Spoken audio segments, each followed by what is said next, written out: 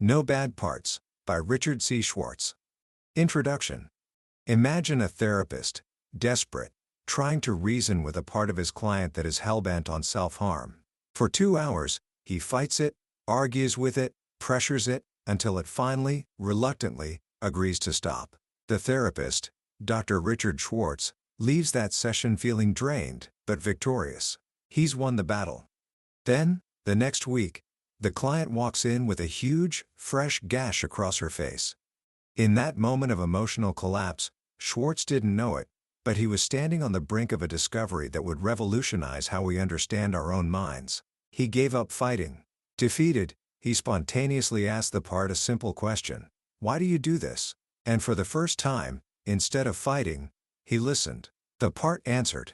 It told him a secret story, a story of protection, of desperation, of trying to save this woman from unbearable pain during childhood abuse. It wasn't a monster. It was a hero, stuck in a role it hated. What if the war inside your mind is a misunderstanding? What if the parts of you that you hate, the parts you fight against every single day, your anxiety, your inner critic, your self-sabotaging impulses, are not your enemies? What if they are actually forgotten heroes, trying desperately to protect you? This is the radical, life-changing idea at the heart of No Bad Parts, by Dr. Richard C. Schwartz. This book isn't just another self-help guide. It's a map to a hidden world that exists inside of you right now. It introduces a revolutionary framework called Internal Family Systems, or IFS, which started not in a lab, but by listening to the real stories of clients who felt like they had different people living inside them. By the end of our time together today, you won't just learn a new psychological theory.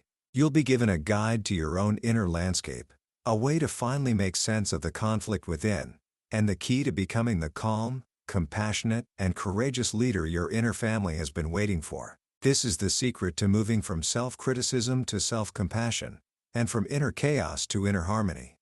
Book summary. Let's start with a feeling I think you know well. It's that feeling of being at war with yourself.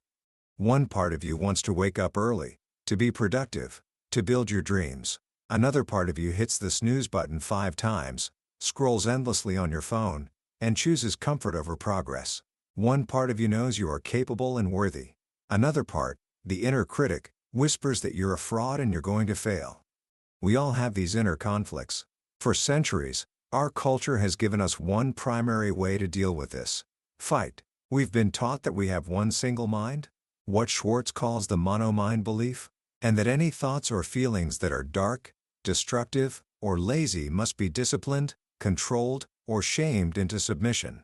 Thinkers from ancient theologians to Sigmund Freud have reinforced this idea, that beneath a thin veneer of civilization, we are driven by primitive, selfish, and aggressive impulses that must be tamed. And so, we learn to hate what gets in our way. We battle our anxiety. We try to silence our inner critic. We feel ashamed of our addictions or our moments of rage. We treat these parts of ourselves like enemies to be conquered. But as Dr. Schwartz discovered in that session with his client, this approach doesn't just fail, it often makes things worse. The harder you fight a part, the more extreme it becomes. It's like trying to put out a fire with gasoline. This is where the journey of internal family systems begins. It starts with a simple, yet profound, shift in perspective. What if you don't have one mind? What if, instead, you have an inner family, a collection of different parts, each with its own beliefs, feelings, and intentions? And what if the big secret is that there are no bad parts? Schwartz, originally a family systems therapist, started noticing that his clients consistently talked about their inner world as if it were a family. They'd say things like, "A part of me wants to do this, but another part is terrified." As he listened, he began to see patterns, just like the ones he saw in the external families he worked with. He saw alliances, conflicts, and polarizations. He realized he wasn't just hearing metaphors. He was being given a map to a real, functioning inner system. And in every single person's system, he found 3 main types of parts. First, there are the exiles. Imagine the most vulnerable parts of yourself. These are often the younger parts, the inner children who experience the pain of past hurts, traumas, or humiliations. When a child is shamed by a parent, or rejected by friends, or experiences something terrifying, that overwhelming emotion, the worthlessness, the loneliness, the fear, gets locked away in these young parts. Because their pain is so intense, the rest of the inner system does everything it can to keep them locked away, or exiled, in the basement of the psyche. We don't want to feel their pain, so we try to move on, to forget. But these exiles don't disappear. They are desperate to be seen and healed, and their pain constantly threatens to break out and overwhelm us. They are the source of our deepest insecurities and our most mysterious overreactions. Now, to keep these powerful exiles locked away, another group of parts has to step up. These are the protectors. They are forced out of their natural, valuable states and into defensive roles. They are like parentified children, taking on a huge responsibility they aren't equipped for, and they come in two distinct types. The first type of protector is the manager. Managers are the proactive, highly vigilant parts of us. Their job is to manage our lives and control our environment to prevent our exiles from ever getting triggered in the first place. The manager is your inner perfectionist, making sure you never make a mistake so you won't feel the shame of an old failure. It's your inner critic, trying to whip you into shape so you won't be lazy and get rejected. It's your people-pleasing part, ensuring everyone likes you so you never have to feel the pain of abandonment. These managers work tirelessly. They are stressed out, exhausted, and often very rigid. They build a fortress around your exiles, and their motto is, control everything, so we never have to feel that again. But no matter how hard the managers work, life happens. Someone says something that hurts you, you fail at something important, or you feel rejected. The fortress is breached, and an exile's pain, that raw terror or shame, erupts like a fire. This is an emergency for your inner system. And that's when the second type of protector rushes in, the firefighter.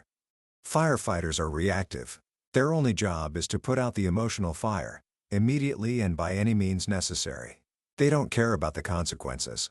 They just want to numb the pain, right now. The firefighter is the part that makes you binge eat a whole carton of ice cream after a bad day. It's the part that drives you to drink, to lose yourself in drugs, to fly into a rage, or to dissociate and scroll on your phone for hours. Their methods are extreme, often destructive, but their intention is always protective. They are terrified of the exile's pain and will do anything to get you away from it, even if it means burning the house down in the process. So, you have this chaotic inner family, terrified exiles locked in the basement, anxious managers trying to control everything, and impulsive firefighters starting blazes to put out other fires. For years, psychotherapy has focused on trying to tame the managers like the critic or extinguish the firefighters like addictions. But it was missing the most important piece of the puzzle. One day, while working with a client, Schwartz had an insight. He saw this inner battle playing out, with different parts taking over. He wondered, who is the you that is aware of all these parts? He started asking his clients a simple question. Could you ask the part that's angry, or the part that's critical, to just step back a little? To give you a little space? And something incredible happened. When the parts agreed to relax, someone else emerged. It wasn't another part. It was a presence that was calm, curious, and compassionate. Clients would say things like, "That's not a part. That's more. Me. My real self." This was the discovery that changed everything. Schwartz had stumbled upon what he now calls the self. The self is the core of who you are. It is your innate essence of wisdom, calm, and confidence. It is not something you have to build or earn. It's something you uncover. The self is in everyone, and most importantly, it cannot be damaged. No matter what trauma you've been through, your self remains intact, like the sun that is always shining behind the clouds of your parts. The self has a number of core qualities, which Schwartz calls the 8 C's. It is calm, curious, compassionate, connected, confident, creative, courageous, and it brings clarity. When you are in self, you are not blended with your parts. You are not the anger. You are not the fear. You are not the critic. You are the calm, loving presence that can be with your anger, your fear, and your critic. You become the leader that your inner family has been desperately waiting for. From this place of self, a new path opens up. The goal is no longer to fight your parts, but to heal them. And the healing process in IFS is a beautiful, compassionate journey. It starts with learning to separate from your parts, what's called unblending. Instead of being overwhelmed by anxiety, you learn to say, "A part of me is feeling anxious." In that small space, your self can emerge. From that self-led place, You turn toward your protectors, not against them. You get curious. You ask your inner critic, what are you afraid would happen if you stopped criticizing me? You ask your binge-eating part, what pain are you trying to numb? When these protectors feel seen and understood by yourself, they begin to trust you. They realize they don't have to be in their extreme roles anymore. This was beautifully illustrated in a session Schwartz had with a man named Sam, a podcaster who agreed to do a live demonstration. Sam wanted to work on a part of him that felt shut down ever since he was bullied in 8th grade. At first, when Sam tried to connect with that young, bullied part of himself, other parts got in the way. A tough guy part emerged, saying the boy needed to toughen up and lash out. This is a classic protector. Instead of fighting it, Schwartz had Sam ask that tough part to step back and just witness. As it did, Sam's feelings toward the young boy softened. He felt closer to him, like a brother. He was accessing his self. As Sam stayed in this self-led state, he was able to connect with that 13-year-old part and witness the pain of the bullying, the betrayal, the rejection, the feeling of his bones being brittle. Protector after protector came up to block the process, afraid the pain would be too much. But each time, Schwartz guided Sam to ask the protector to trust him, to let his adult self handle it. Finally, Sam was able to go back in time, in his mind's eye, and be with that boy in the way he needed someone to be with him back then. He brought the boy out of that painful past and into the present. And as he did, Sam began to cry tears of relief and joy. That young, exiled part of him never had to go back to that time again. It was finally free. This is the heart of IFS healing. You, from yourself, become the loving parent to your own inner parts. You go to the exiles, you witness their pain. You retrieve them from the past where they are stuck, and you help them release their burdens. Burdens are the extreme beliefs and emotions that parts take on from traumatic experiences. A part isn't inherently worthless. It carries the burden of worthlessness from a time a parent shamed it. When you, as the self, help a part release its burdens, a process called unburdening, the part transforms instantly. It returns to its natural, valuable state. The inner critic, once unburdened, might become an inner cheerleader. The rageful part, once healed, might become a source of passion and boundary setting. The lazy part might become a champion of rest and play. You don't get rid of your parts, you liberate them. This process has profound implications, not just for our inner world, but for everything we do. Schwartz shares a powerful story about working with social activists named Ethan and Sarah. Ethan had a part he called the destroyer of injustice. This part was fiercely passionate about saving the world, but it was also so extreme that it would attack anyone, including his wife Sarah, for not living up to its rigid standards. It was destroying his relationship. During a session, Schwartz guided Ethan to connect with this destroyer part from himself. Ethan discovered that this fierce protector was defending a very young, exiled part of him, a 13-year-old boy who was devastated after his father was killed by a drunk driver. That boy was stuck in a world that felt superficial and cruel, a world where no one seemed to care about what was truly important. The destroyer of injustice was born from that pain. Its mission was to make sure that kind of senselessness never happened again. As Ethan's self witnessed and held that young boy's grief, something shifted. The destroyer part didn't need to be so extreme anymore. It could trust Ethan's self to lead with both passion and compassion. Ethan's activism transformed from being power over others to power with others. The lesson is clear. Our relationship with our inner world directly mirrors our relationship with the outer world. If we go to war with our inner parts, we will create war in our external relationships. But if we can bring compassion and leadership to our inner family, we will naturally bring those same qualities to our families, our communities, and the world. This even extends to our physical health. Schwartz tells the story of TJ, a medic who had suffered from debilitating chronic back pain for 17 years, ever since a car accident. Doctors told her it was arthritis. Through an IFS session, TJ discovered that her pain was connected to parts of her that were frozen in that accident. Specifically, a part that was furious at the driver who hit her but had never been allowed to express its rage. As TJ, from herself, finally gave that angry part permission to be heard, she stood up and let out a primal scream. It was the anger she had suppressed for 17 years. And in that moment, for the first time in nearly 2 decades, her back pain vanished. Her parts had been using her body to get her attention, to make her listen. When she finally did, they could let go. The core message of No Bad Parts is a radical act of self-reclamation. It teaches us that multiplicity is our nature. We are all an internal family. And the parts we feared or hated are not defects, they are allies in disguise, doing the best they can with the burdens they carry. The journey inward is not about fixing what is broken. You are not broken. It is about becoming the leader your system has always needed. It's about going to the parts that are hurting and saying, I see you. I'm here now. You don't have to do this alone anymore. When you do this, you don't just find peace within yourself. You unleash yourself, and with it, your innate capacity for courage, connection, and compassion, transforming not only your own life, but the way you show up for the world. Commentary. As we draw our time together to a close, I want to take a moment to reflect on the immense power of the central idea in this book. The title itself, No Bad Parts, is more than just a clever phrase. It's a declaration. It's a fundamental shift in how we relate to the most intimate and often most painful parts of our existence. Think about it. For most of our lives, we operate on the assumption that there is a good me and a bad me. The good me is productive, kind, and disciplined. The bad me is anxious, lazy, and self-destructive.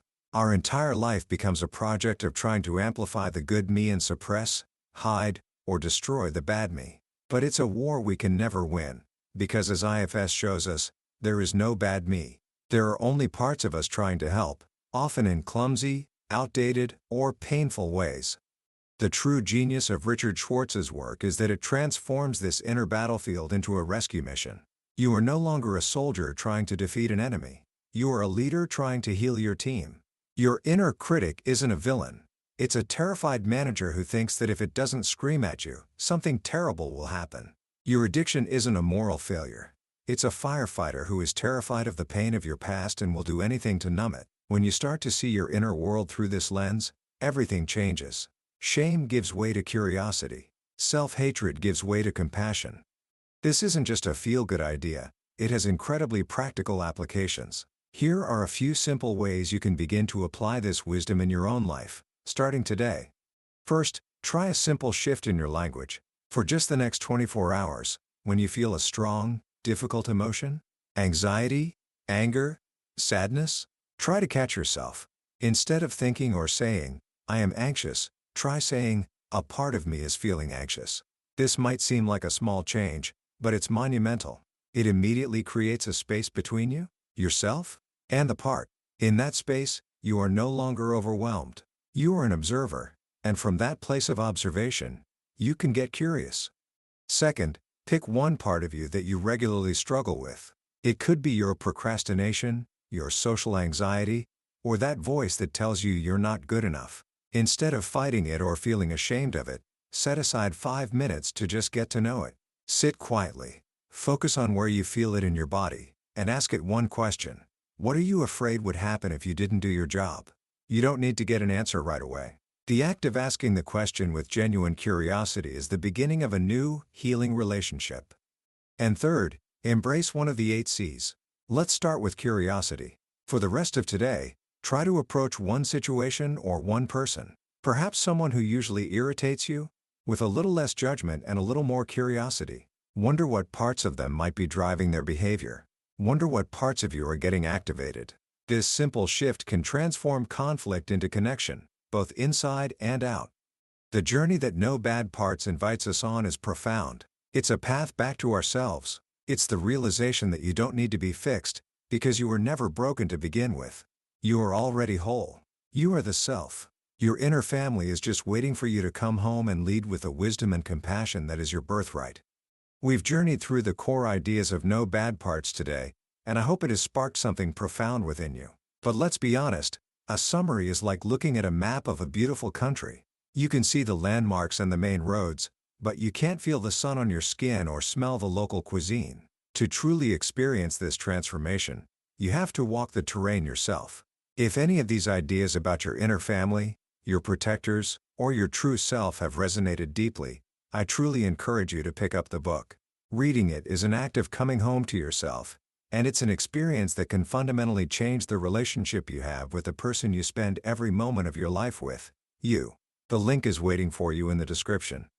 Finally, If this summary has brought you some value or a new way of seeing things, the best way you can support this channel is by hitting that like button and subscribing. It lets us know we're creating something meaningful and ensures you won't miss our next deep dive into another life-changing book here on Billionaire's Bookshelf. Thank you for joining me on this journey. Let's keep learning and growing together.